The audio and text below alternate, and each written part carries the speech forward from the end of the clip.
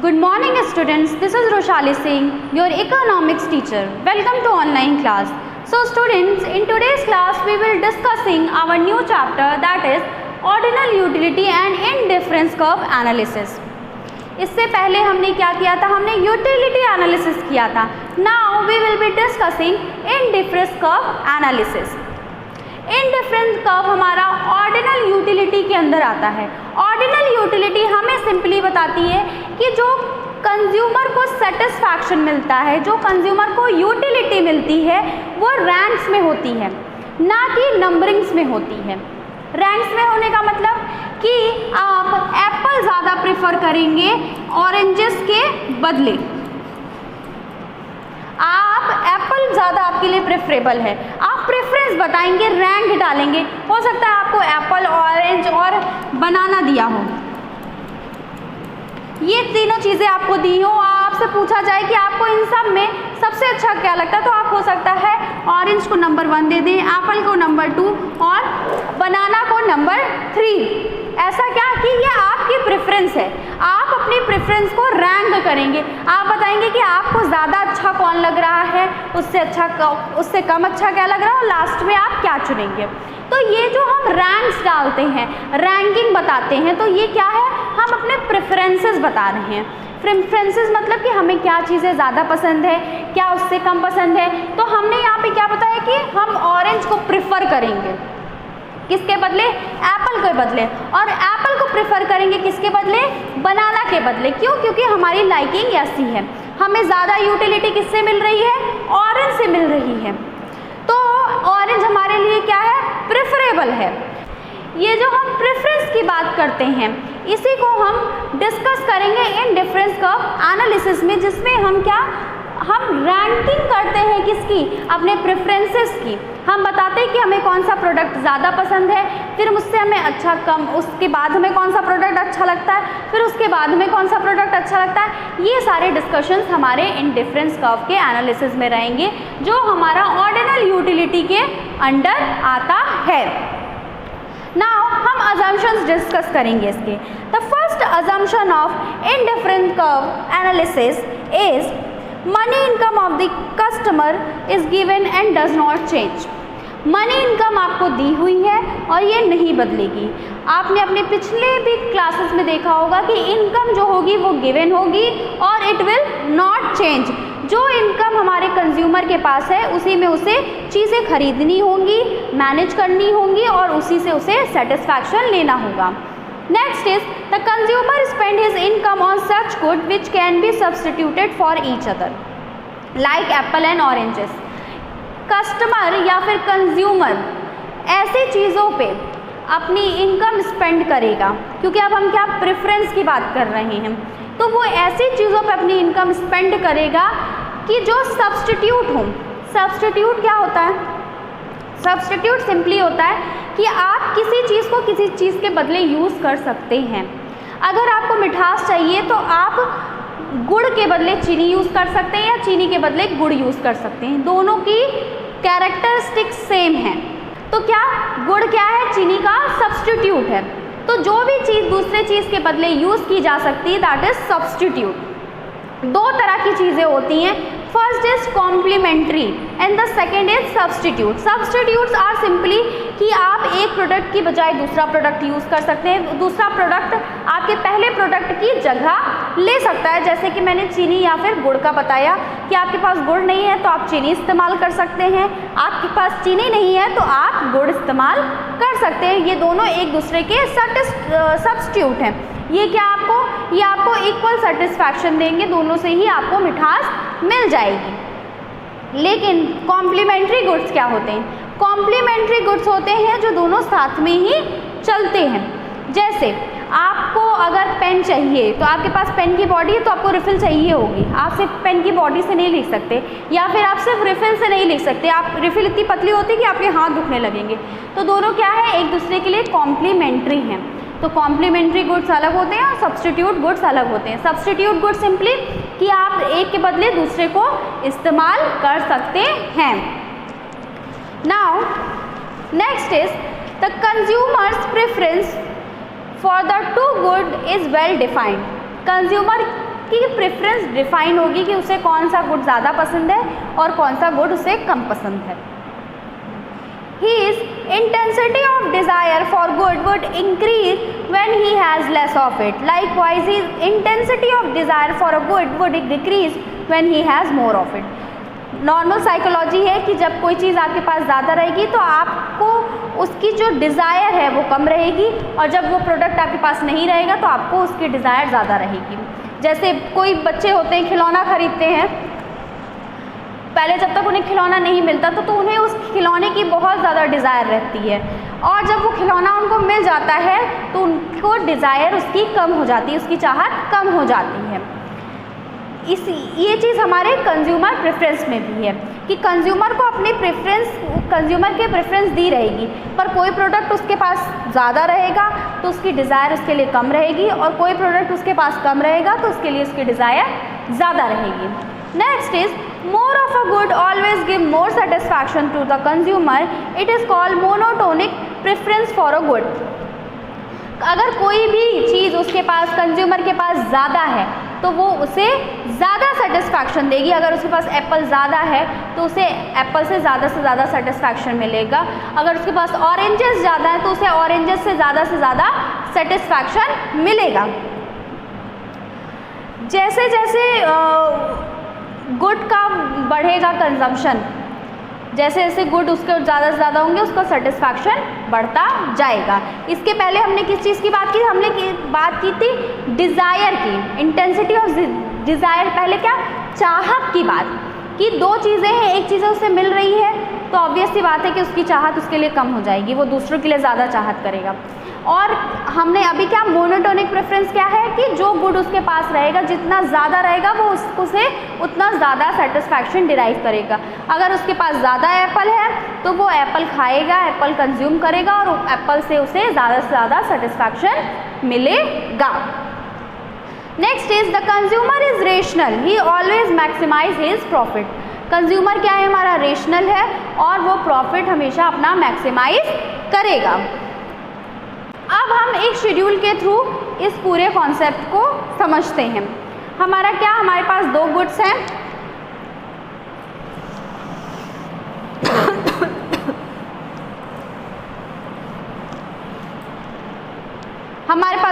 हैं, first is Apple and second is orange.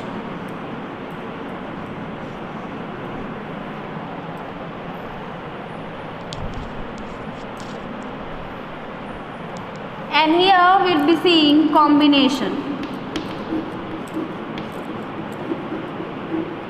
Okay, combination A, B, C, D.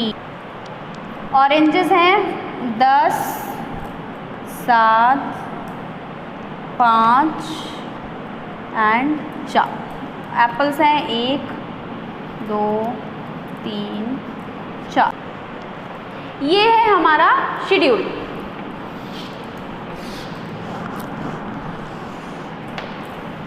हमारे consumer की income दी हुई है, वो अपनी इनकम को इन्हीं दो प्रोडक्ट्स पे जो है स्पेंड करेगा, और दोनों ही प्रोडक्ट एक दूसरे के सब्स्टिट्यूट्स हैं कि मतलब एक दूसरे प्रोडक्ट को दूसरे प्रोडक्ट की जगह इस्तेमाल किया जा सकता है। ये जो भी कॉम्बिनेशन है ये क्या इसे स्पेसिफाइड किया है कंज्यूमर में। कंज्यूमर क्या करेगा? इन्हें स्पेसिफाई करेगा अकॉर्डिंग टू हिज प्रेफरेंस। और क्या हमारे जितने भी कॉम्बिनेशन हैं, combination A is equals to B, B is equals to C, C is equals to D, ये हमें सेम लेवल का सेटिस्फैक्शन देंगे। सारे ही कॉम्बिनेशंस भले ही कंज्यूमर क्या प्रेफरेंस अपनी स्पेसिफाइड करे, लेकिन क्या सारे ही कॉम्बिनेशंस क्या कर रहे हैं? सेम लेवल का सेटिस्फैक्शन देंगे। तो कंज्यूमर क्या होगा? कंज्यूमर हमारा जो है इनडिफरेंट होगा टुवर्ड्स दीज कॉम्बिनेशन। इनडिफरेंट होना मतलब पक्षपात नहीं करेगा इन कॉम्बिनेशंस को लेके। ये जो सारे प्रेफरेंसेस हैं, ये जो कॉम्बिनेशंस है, ये किसने दिए हैं? ये हमारे कंज्यूमर ने दिए हैं, क्योंकि हमारा कॉम्बिनेशन कौन स्पेसिफाइड करेगा? कंज्यूमर स्पेसिफाइड करेगा। और ये सारे कॉम्बिनेशंस क्या हैं? हमें सेम लेवल का सेटिस्फैक्शन देंगे और इनकी प्रेफरेंस जो है इनडिफरेंट रहेगा, जो है हमारा कंज्यूमर इनकी प्रेफरेंस की तरफ। क्यों? क्योंकि सारे ही सेम ही लेवल का सेटिस्फैक्शन देंगे। इनडिफरेंट होना मतलब कि पक्षपात ना करना, किसी चीज़ में डिफ्रेंसिएशन नहीं करना, उसमें अंतर नहीं करना। इन कॉम्बिनेशंस में हमारा कंज्यूमर जो है वो अंतर नहीं करेगा। क्यों? क्योंकि उसे सबसे सेम लेवल क्या मिल रही है, सेटिस्फैक्शन की। Now we will be plotting this on the diagram.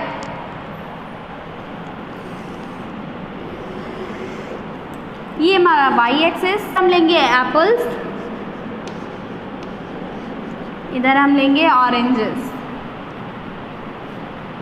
Okay, और एप्पल्स की हमारी यूनिट्स हैं वही 1 2 3 4। अब हमारे ऑरेंजेस की यूनिट है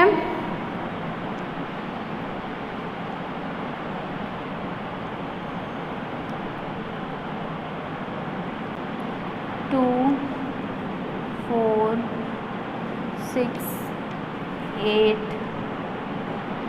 10।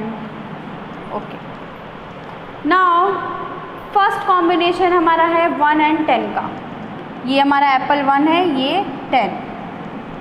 सेकेंड इज एप्पल ऑरेंज है हमारा 10 और एप्पल है हमारा 1। बी है हमारा कॉम्बिनेशन 2 है एप्पल एंड 7 है। 7 यहाँ कहीं हमारा बनेगा।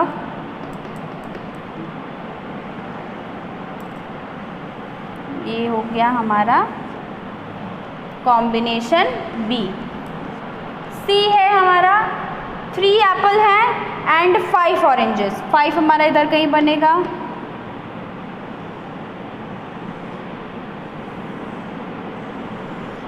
ये है हमारा कॉम्बिनेशन सी। नाउ डी है हमारा 4 4 कि दोनों ही 4 है।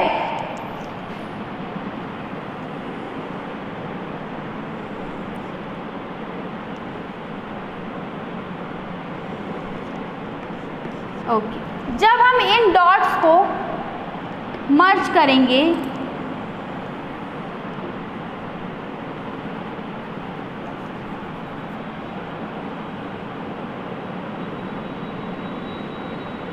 तो हमें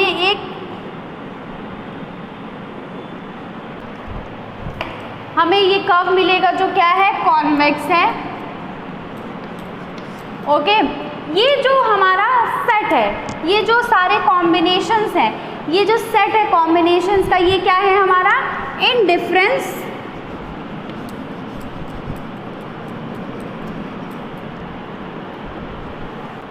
सेट। ये ऐसे कॉम्बिनेशन शो करेगा दोनों ही कॉमोडिटीज़ के। इनडिफरेंट सेट क्या है कि indifferent set shows different combination of two commodities which provide equal level of satisfaction at every point। कि हर सेट जो हमारा every set is providing equal level of satisfaction, वो क्या है हमारा indifferent set है। कि आप ऐसे कॉम्बिनेशन शो कर रहे हो दो गुड्स के जिनके सेट्स जो हैं, जिनके कॉम्बिनेशन डिफरेंट कॉम्बिनेशन तो डिफरेंट है, बट उन सारे कॉम्बिनेशन से हमारे कंज्यूमर को क्या सेम लेवल ऑफ सेटिस्फैक्शन मिलेगा। और यहाँ जो कर्व हमने बनाए है ये क्या है, इनडिफरेंस कर्व है।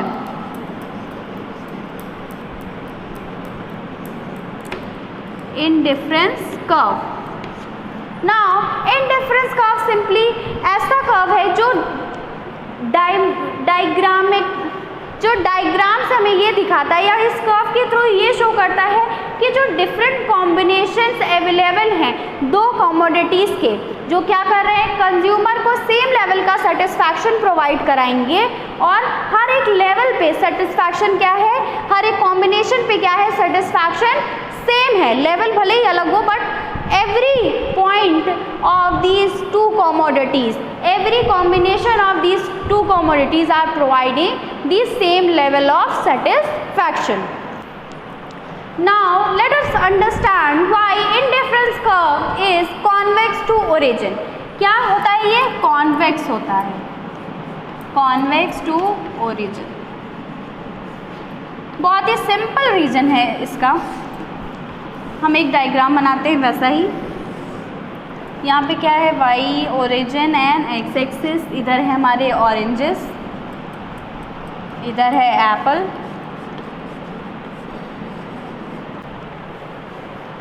कॉन्वेक्स क्यों होता है ओरिजिन के? कॉन्वेक्स इसलिए होता है क्योंकि कभी भी आपको जब किसी एक कॉमोडिटी का प्रोडक्शन बढ़ाना है तो उसके लिए आपको दूसरी कॉमोडिटी को फॉरगॉन करना पड़ेगा। क्यों? क्योंकि आपके पास इनकम लिमिटेड है, तो कंज्यूमर सारी चीज़ों को बराबर तो खरीद नहीं सकता, उसको कुछ पाने के लिए कुछ खोना पड़ेगा, उसको सेक्रीफाइस करना पड़ेगा। ना हम इसे एक डायग्राम से समझते। इधर है हमारे पास 1 2 3 4 5, इधर भी ले लेते हैं 1 2 3 4 5। लेकिन थ्रू आउट वो कोई भी कॉम्बिनेशन चूज़ करे, उसका सेटिस्फैक्शन जो लेवल उसे डिराइव होना है वो सेम रहेगा, उसे हर लेवल पे हर कर्व पे सेम सेटिस्फैक्शन मिलेगा। अब हम पहले जो है 2 यूनिट्स प्रोड्यूस कर रहे थे किसकी? एप्पल की, और 5 यूनिट्स प्रोड्यूस कर रहे थे किसकी? ऑरेंजेस की, पॉइंट ए पे। ओके, अब हमें क्या, हमें एप्पल का प्रोडक्शन बढ़ाना, एप्पल का कंजम्पशन बढ़ाना है। हमें एप्पल खाने की ज़्यादा इच्छा हो गई है, तो हम अगर एप्पल का अब हमें प्रोडक्शन बढ़ाना है तो हम देख रहे हैं कि यहाँ पे हमने क्या फॉरगॉन किया। ये हो गया हमारा पॉइंट बी।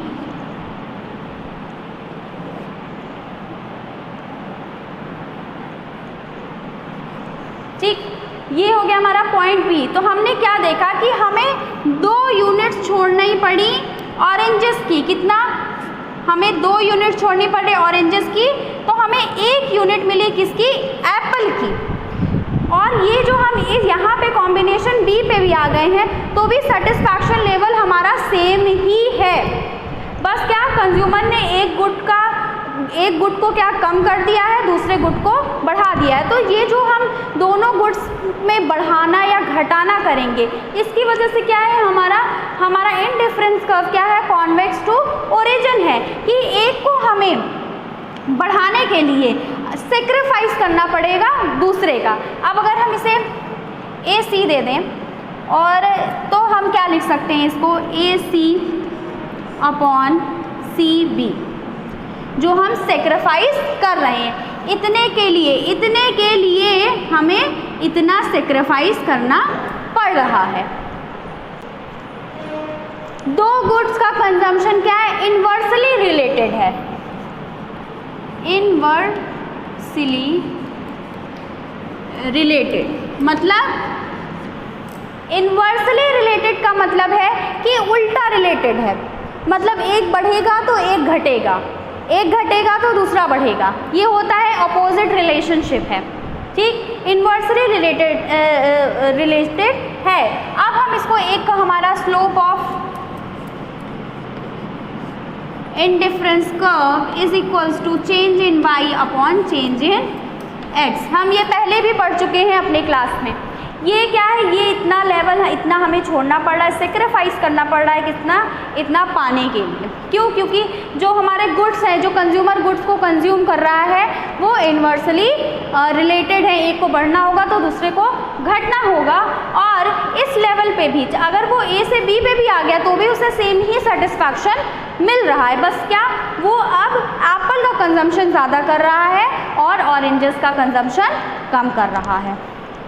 जो हमारा ये inversely students convex to the origin की जगह ये एक्सप्लेनेशन मेरा थोड़ा सा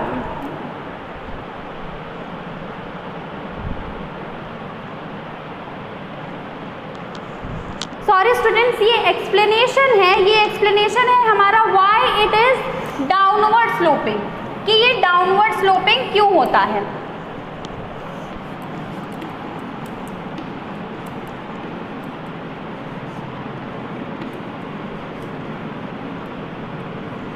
हमारा जो ये इंडिफरेंस कर्व है, ये डाउनवर्ड स्लोपिंग क्यों होता है, ये इसका एक्सप्लेनेशन था कि डाउनवर्ड स्लोपिंग या कॉन्वेक्स का ओरिजिन का होना दोनों ही सिमिलर है, बट दोनों को हम अलग अलग पढ़ेंगे। तो पहला ये हमने जो पढ़ा है, this is of downward sloping. Downward sloping simply आपने देखा कि आपको अपनी कमोडिटी को सेक्रीफाइस करना पड़ेगा एक को दूसरे को पाने के लिए। स्लोप क्या है इंडिफरेंस कर्व का? Change in y upon change in x। जो भी हमारी कमोडिटी है, change in oranges upon change in Apple. Okay, change कितना हुआ हमारा? 2 हमने किया किसका? ऑरेंजेस का, तो 1 का हमें बेनिफिट हुआ एप्पल का। ये हमारा निगेटिव में रहेगा, क्यों? क्योंकि it is inversely related, oppositely related है, इन्वर्सली रिलेटेड है, इसलिए माइनस होगा। और इसीलिए हमारा स्लोप क्या है? डाउनवर्ड स्लोपिंग है या निगेटिव स्लोप है या डाउनवर्ड स्लोपिंग है। इसी वजह से, क्यों? क्योंकि क्या हमें एक को छोड़ना पड़ रहा है दूसरे को पाने के लिए, और इन दोनों के बीच इन्वर्स रिलेशनशिप है, इसलिए यहाँ पे माइनस होगा। और हमारा स्लोप क्या है? निगेटिव स्लोप है, डाउनवर्ड स्लोप है हमारा। Okay, now we will be discussing why it is convex to the origin. Convex क्यों है? कॉन्वेक्स टू द ओरिजिन क्यों होता है? मार्जिनल रेट ऑफ सब्स्टिट्यूशन की वजह से। Marginal rate of substitution.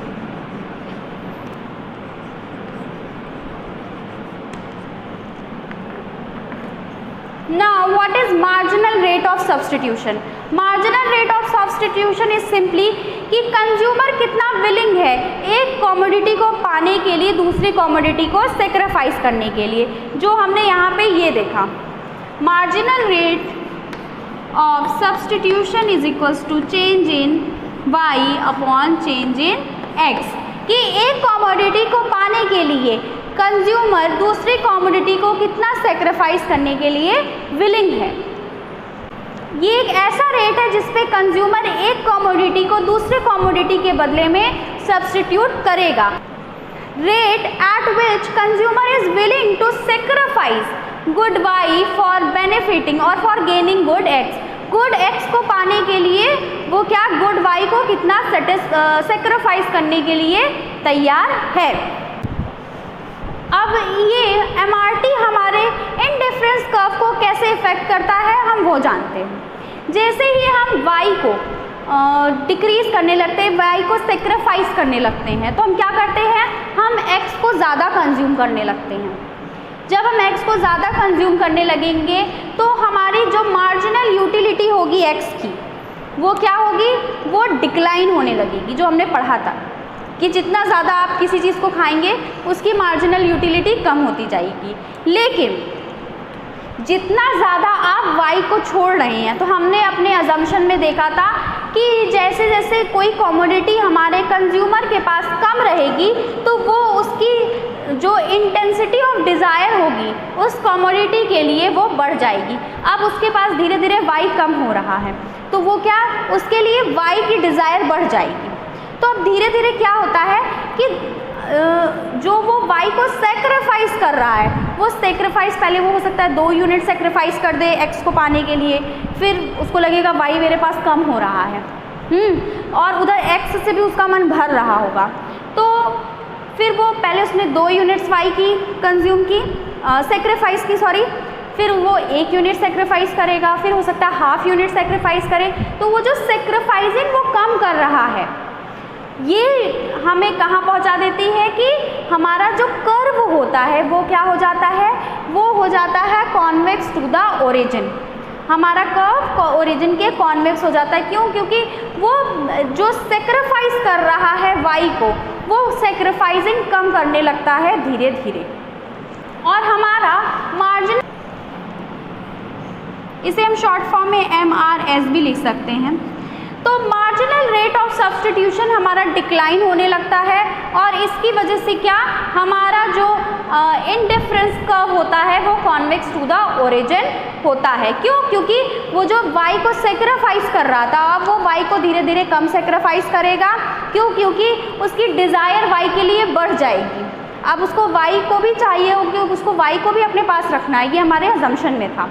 तो MRS हमारा जो है वो डिक्लाइन होगा,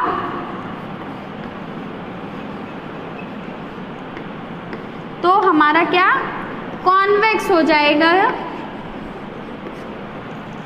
क्या हमारा indifference curve. So students, in our next class we will discussing it further. Thank you.